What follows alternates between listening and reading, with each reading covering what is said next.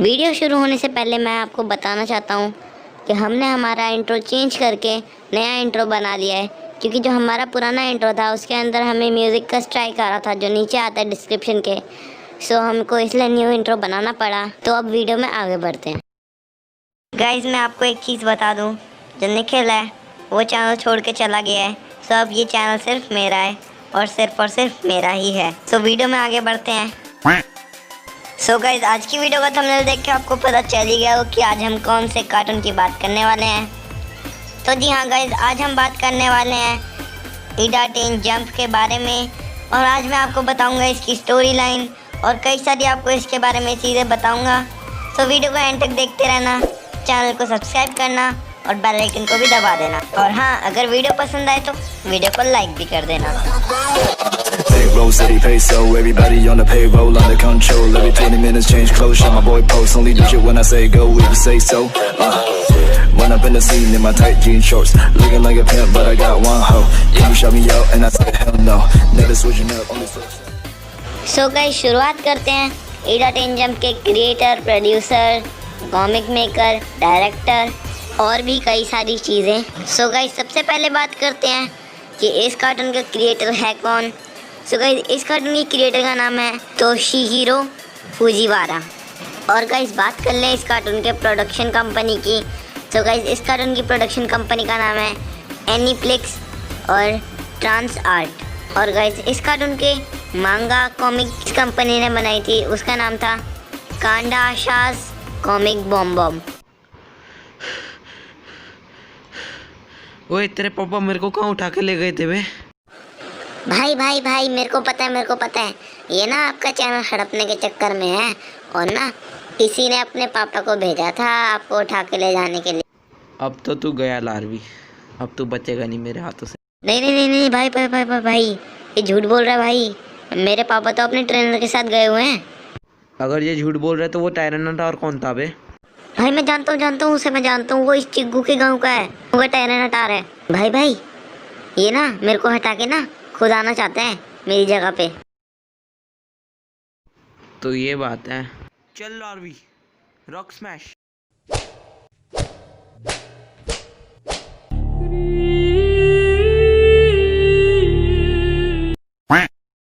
सो guys अब बात कर लेते हैं ईडा टेन जंप के कैरेक्टर्स की। सो गाइस इसमें हमारे शुरुआती 3 मेन कैरेक्टर हैं, जिनका नाम है शो यामाटो, मकोटो शिडो और ककेरू साकामाकी। और जब ये लोग एक्स जोन में पहुंच जाते हैं उसके बाद और भी कई सारे कैरेक्टर आते हैं, जैसे कि यूकी, कोई द निंजा राइडर, ऑथर और गाबू। और गाइस इस एनिमे शो के अंदर 6 लेजेंडरी बाइक्स थी, जिनका नाम था Flame Kaiser, Neptune, Hammer Head, Arrow Scissor, Thunder Emperor और ब्लडी फैंग। सो गाइस अब बात कर लेते हैं इस कार्टून में ये लेजेंडरी बाइक्स थी कौन कौन से कैरेक्टर के पास। तो जो सबसे पहली लेजेंडरी बाइक है जिसका नाम है फ्लेम काइजर, वो थी शो यामाटो के पास। और जो अगली है उसका नाम है नेपट्यून, जो थी मकोटो शिडो के पास। उसके बाद आती है हैमर हेड, जो थी ऑथर के पास। फिर आती है एरो सिजोर, जो थी कोई द निंजा राइडर के पास। और फिर आती है थंडर एम्परर, जो थी क्योइची शिडो के पास। जो नहीं जानता, क्योइची शिडो मकोटो शिडो का भाई है, उनको मैं बता देता हूँ। और जो लास्ट बाइक बची है उसका नाम है ब्लडी फैंग, और इसका राइडर होता है गाबू सामेचीमा। सो गाइज अब आ जाते हैं स्टोरी लाइन पर। सो गाइज शुरुआत होती है शो यामाटो की रेस से, जो होती है टीम शार्प टूट के लीडर गाबू सामेचीमा से। उसी रेस के बीच एक काला धुआं उस रेस ट्रैक पर आ जाता है, और उस रेस ट्रैक का नाम होता है एक्स जोन, जिसे शो के पापा ने बनाया होता है। सो वहाँ पे जैसे ही वो काला धुआं आता है, शो और गाबू दोनों उस धुएं के अंदर चले जाते हैं। और धीरे धीरे करके वहाँ पे जो शो के दोस्त होते हैं और टीम शार्प टूट के जो मेंबर्स होते हैं वो सब भी धुएं के साथ अंदर चले जाते हैं। और जब वो लोग उठते हैं तो वो एक अलग ही दुनिया में होते हैं, जिसका नाम होता है एक्स जोन। सो गाइज उसके बाद वहाँ पे शो की पहली रेस होती है एक्स जोन के अंदर, जिसे वो जीत जाता है। उसके बाद धीरे धीरे कई सारे एपिसोड्स आते हैं, और धीरे धीरे करके वहाँ पे एक एपिसोड आता है जिसमें जो मकोटो होती है उसको उसकी लेजेंडरी बाइक मिलती है जो उसका भाई देता है। उसके बाद एपिसोड 24 या 25 में शो यामाटो पहुंच जाता है एक्स सिटी में, जहां पे गाबू चामेचिमा उसका इंतज़ार कर रहा होता है, क्योंकि जो गाबू होता है वो एक्स सिटी का राजा बन चुका होता है। और गाइस एक और बात बता दूं, गाबू जब एक्स जोन में आ जाता है तब उसको शो यामाटो के डैड मिलते हैं जो उसे ब्लडी फैंग देते हैं। सो गाइस अब आगे बढ़ते हैं। उसके बाद उनका एक मैच होता है टूर्नामेंट, जिसके अंदर सारे रेसर्स आते हैं और शो सबको हरा के पूरे 10 गोल्ड एम्बलम जीत लेता है। सो गाइस अगर उनको वापस उनकी दुनिया में जाना है तो उसके लिए उन्हें एक डोर होता है जो एक्स सिटी में है, उस पर 10 गोल्ड एम्बलम लगाने पड़ते हैं, जिसके कारण वो अपनी दुनिया में वापस जा सकते हैं। फिर गाइस एपिसोड 32 में वो सब लोग वापस चले जाते हैं अपनी दुनिया के अंदर, और जाने से पहले यूकी होती है जो वो शो से कुछ कहने वाली होती है कि उसके डैड अभी भी ज़िंदा हैं, पर वो तब तक अपनी दुनिया में वापस चले जाता है। फिर वहाँ पे एक्स जोन से ही उसका एक दोस्त आता है जो डार्क के कब्ज़े में होता है और उससे इडाटेन बैटल करने के लिए कहता है, लेकिन वो उन्हें भी हरा देता है, और 2 लोग और भी आते हैं उसी के दोस्त, वो उन्हें भी हरा देता है, और उनसे पूछने से पहले ही वो लोग वापस चले जाते हैं एक्स जोन में। और जो शो का भाई होता है उसे अचानक से ही एक इडाटेन बाइक मिल जाती है जिसका नाम होता है इम्पीरियल ड्रैगन, जो उसके डैड उसके लिए भेजते हैं।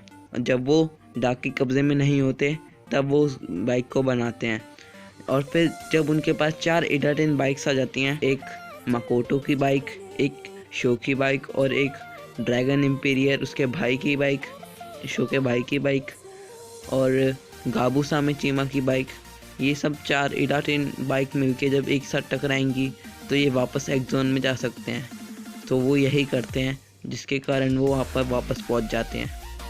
और गाइस उनको पता चलता है कि वहाँ पे एक और टीम आ गई है जिसका नाम है टीम एक्स, जो शो के सारे दोस्तों को जो यहीं पे रहते हैं, मतलब एक्स जोन में ही रहते हैं, उनके ऊपर हावी कर चुकी है डार्क के वजह से, और उन सबको हरा के उनका डार्क एम्बलम उनसे लेके तभी वो बच सकते हैं। और वो सबको हराता है धीरे धीरे, पर उन्हें पता चलता है कि जो कियोइची है वो भी डार्क के कब्ज़े में है।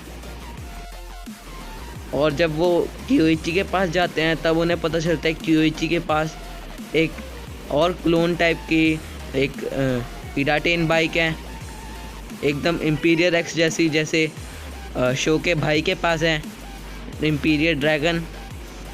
सो फिर जो इम्पीरियर एक्स होती है वो होती है शो के डैड के पास, और शो के डैड उन सब के लीडर होते हैं, और शो के डैड बोलते हैं शो से मेरे साथ एक रेस करो, और वो दोनों एक रेस करते हैं जिसमें शो हार जाता है और शो का प्लैटिनम एम्बलम उसके डैड उससे ले लेते हैं।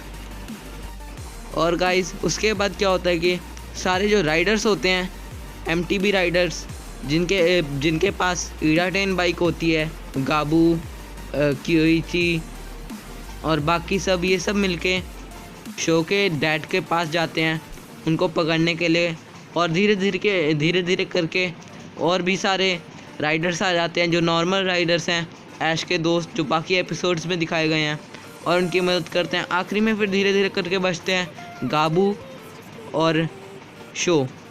फिर इसी बीच गाबू को चोट लग जाती है, जिससे फिर गाबू को बाकी सारे राइडर से लड़ाई करनी पड़ती है, और तब तक जाके शो अपने डैड के पास जाता है और अपना प्लैटिनम एम्बलम ले लेता है। उसके बाद उन दोनों के बीच में एक और रेस होती है जो होती है फिर एपिसोड 52 में, जिसमें शो वर्सेस उसके डैड होते हैं।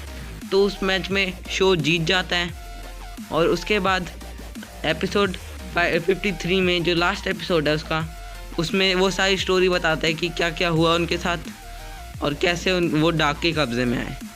और फिर शो को अपने डैड को हराने के लिए और एक्सोन को बचाने के लिए अवार्ड मिलता है। उसके बाद बाकी सारे जो राइडर्स होते हैं वो अपनी दुनिया में वापस लौट जाते हैं, और जो शो होता है उसको वहीं पे रोक लेते हैं। और फिर वो सब लोग बातें कर रहे होते हैं कि सबसे अच्छा राइडर कौन है, जब वो अपने ओवरवर्ल्ड में होते हैं, रियल वर्ल्ड में होते हैं। तभी पीछे से शो निकल के आता है, वो तो सबको पता ही है ऐसे बोलते हुए।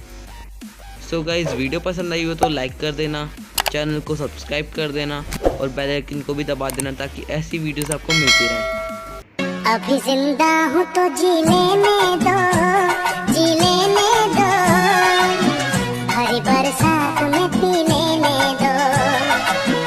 अभी जिंदा हूँ तो जी लेने दो, जी लेने दो, हरी बरसात में पी लेने दो।